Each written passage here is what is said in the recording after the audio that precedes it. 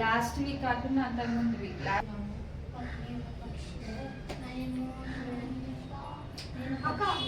Special అనుకున్న వాళ్ళు ఎవరు కాదా? చేతులు స్పెషల్ కాదా? ఏసఐ మిమ్మల్ని ఎలా చేశాడు? స్పెషలే కదా. ఏసయ్య నన్ను చేశాడు, ఏసయ్య మనం అందరినీ సృష్టించాడు అంటేనే మనం అందరం కూడా ఆయన దృష్టిలో స్పెషల్ అనే కదా మనల్ని చేశాడు. మనం ఆయన దృష్టిలో స్పెషల్ కాకపోతే మనల్ని చేసేవాడు ఆయన. ఏ కుక్కలాగో, ఏ డాంకీ లాగో, ఏ ఏనుగులాగో, ఏ లయన్ లాగో చేసేవాడు కదా. మనం అందరం ఆయన దృష్టిలో స్పెషల్ కాబట్టి ఏసయ్య మన అందరినీ కూడా చేతులతో చేశాడు కదా. కదా ఎప్పుడు కూడా మనము డిసప్పాయింట్ అవ్వద్దు తెలుసా. మనకున్నటువంటి పక్కన వాళ్ళు కొత్త డ్రెస్ వేసుకున్నారు అనుకో, అరే నేను కొత్త డ్రెస్ వేసుకోలేదే, నా దగ్గర ఇలాంటి డ్రెస్ లేదే అని చెప్పి మీ అమ్మ దగ్గరికి వెళ్ళి విసిగిస్తారా?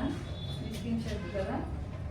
ఏది కూడా మనము పక్కన వాళ్ళని చూసి డిసప్పాయింట్ అవ్వద్దు కదా.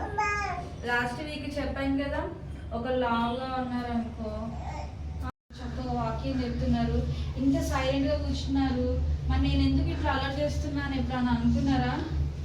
అనుకోలేదు కదా. అనుకోవాలి, అనుకుంటేనే మనకు తెలుస్తుంది కదా. ఇప్పుడు మనకి ఫీవర్ వచ్చింది అని ఎట్లా తెలుస్తుంది? ఫీవర్ టెంపరేచర్ హై అవుతుంది, సిక్ అయిపోతాం, నీరసం వచ్చేస్తుంది కదా కదా. మరి అది ఫీవర్ పక్కన ఒకవేళ పక్కన ఏసయ్య నన్ను స్పెషల్గా చేశాడు అని అనుకోవాలి. చెప్పండి అందరూ, ఐఎమ్ సో స్పెషల్ అని అనుకోండి.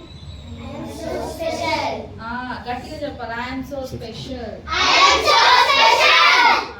ఎందుకు అని ఎందుకు నువ్వు స్పెషల్?